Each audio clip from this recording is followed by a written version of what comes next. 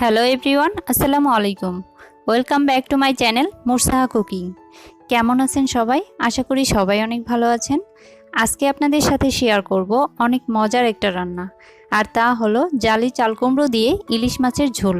এই রেসিপি আমার পার্সোনালি অনেক বেশি পছন্দের, আশা করি আপনাদেরও অনেক ভালো লাগবে।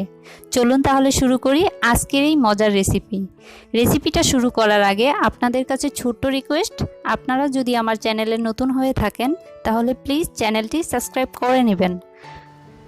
রেসিপিটির জন্য আমি এখানে 4 পিস ইলিশ মাছের টুকরো নিয়েছি আর মাথার অর্ধেক অংশ নিয়েছি, আর মাছগুলো ভালোভাবে ধুয়ে নিয়েছি। আমি একটা পেঁয়াজ কুচি করে দিয়ে দিলাম, জিরা বাটা দিলাম 1 চা চামচ, রসুন বাটা 1 চা চামচ, মরিচের গুঁড়া 1 চা চামচ, হলুদের গুঁড়া 1.5 চা চামচ, আর কিছু কাঁচামরিচের ফালি দিয়ে দিলাম, আর দিয়ে দিলাম স্বাদ মতো লবণ, আর দিয়ে দিলাম 2 টেবিল চামচ সরিষার তেল। উপকরণগুলো দিয়ে মাছটা ভালোভাবে মেখে নেব, আর মেখে নিয়ে 5-10 মিনিটের মতো রেখে দেব।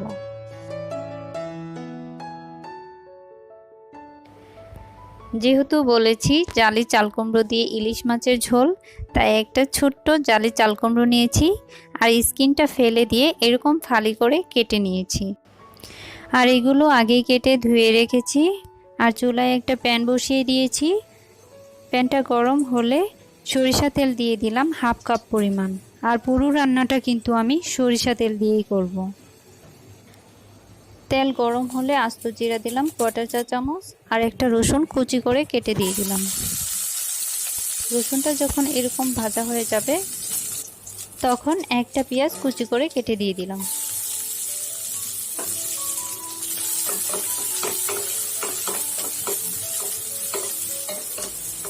আমার এই ভিডিওটি যদি আপনাদের ভালো লাগে তাহলে প্লিজ একটা লাইক দিবেন।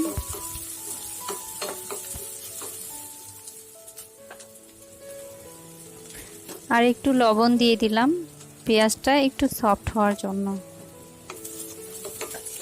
পেঁয়াজ রসুন তেলের সাথে আরও 2 মিনিটের মতো ভেজে নিচ্ছি, তবে বেশি ভাজতে যাব না, একদম বেরেস্তা কালার করব না। এরকম হালকা ভাজা হয়ে গেলে ম্যারিনেট করা মাছগুলো দিয়ে দিলাম।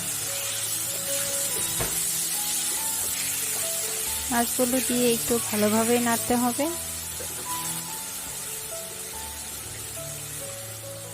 আর বাটিটা ধুয়ে অল্প একটু পানি দিয়ে দিলাম।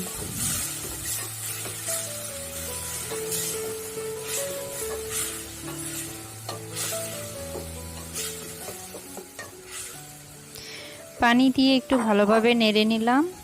আর এখন আমি ঢাকনা দিব। ঢাকনা দিয়ে রান্না করব ঝোলটা একটু কমে আসা পর্যন্ত। মাছগুলো এখন একটু সাবধানে উল্টিয়ে দিব। মাছ সিদ্ধ হওয়ার পরে নরম হয়ে যায়, একটু সাবধানেই উল্টিয়ে দিতে হবে।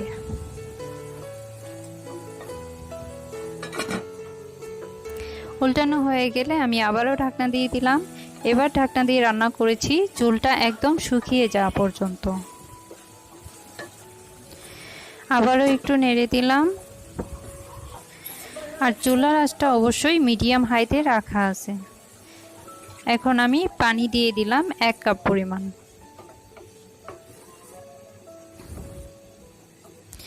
পানিটা দিয়ে আবারও একটু নেড়ে নিলাম।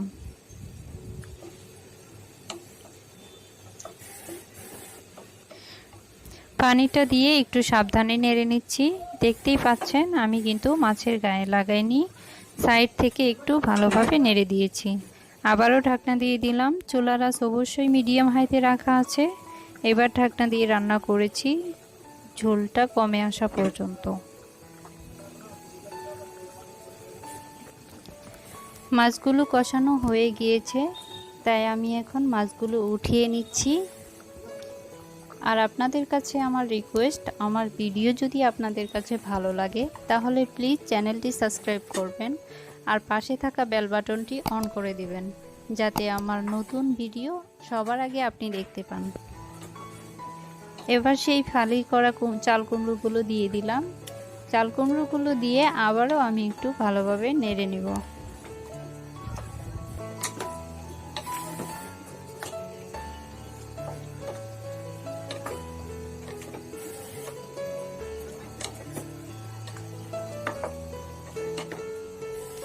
নেড়ে নেওয়া হয়ে গেলে আমি এখন ঢাকনা দিয়ে দিব।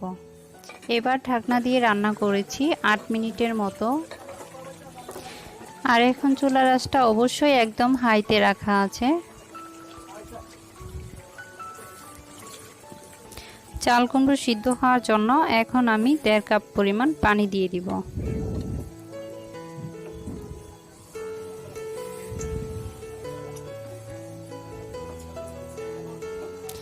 পানি দেওয়া হয়ে গেলে আমি আরেকটু ভালোভাবে নেড়ে নিচ্ছি।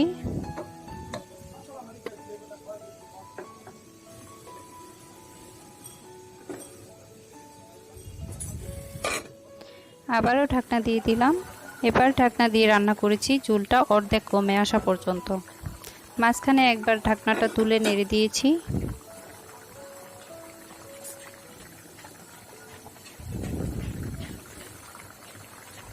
এখন আমি সেই তুলে রাখা মাছগুলো দিয়ে দিলাম।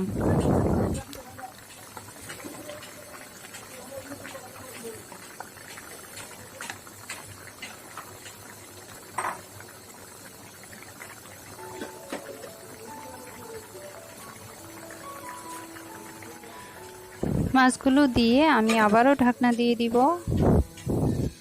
এবার ঢাকনা দিয়ে রান্না করেছি 6 মিনিটের মতো। রান্নাটা প্রায় হয়ে গিয়েছে, তাই এখন আমি 4টা কাঁচামরিচ মুখে একটু ফেটে দিয়ে দিলাম। চুলার আঁচটা এখন মিডিয়ামে রাখা আছে। আর কাঁচামরিচটা দিয়ে আমি আবারও ঢাকনা দিয়ে রান্না করেছি 3-4 মিনিটের মতো। এখন রান্নাটা পুরো হয়ে গিয়েছে। আমি এখন আপনাদের পরিবেশন করে দেখাবো। দেখুন কি সুন্দর কালার হয়েছে। এটা দেখতে যতটা না সুন্দর, খেতে কিন্তু আরও বেশি মজা হয়েছে। আপনারা বাসায় না করে খেলে কোনোভাবেই বুঝতে পারবেন না। তো আমি আশা করি অবশ্যই আপনারা বাসায় একবার হলেও ট্রাই করবেন। আর আপনাদের রান্নাটা কেমন হয়েছে তা জানিয়ে আমাকে কমেন্ট করতে একদম ভুলবেন না। আর আমার এই রেসিপিটি যদি আপনাদের ভালো লাগে তাহলে অবশ্যই একটা লাইক দিবেন। আর আমার চ্যানেলে যারা এখনও নতুন তারা অবশ্যই চ্যানেলটি সাবস্ক্রাইব করে পাশে থাকা বেল বাটনটি অন করে দেবেন, যাতে আমার মজার নতুন রেসিপি সবার আগে আপনি দেখতে পান। আজকে তাহলে এই পর্যন্তই। সবাই অনেক বেশি ভালো থাকবেন আর আমার জন্য দোয়া করবেন। আল্লাহ হাফেজ।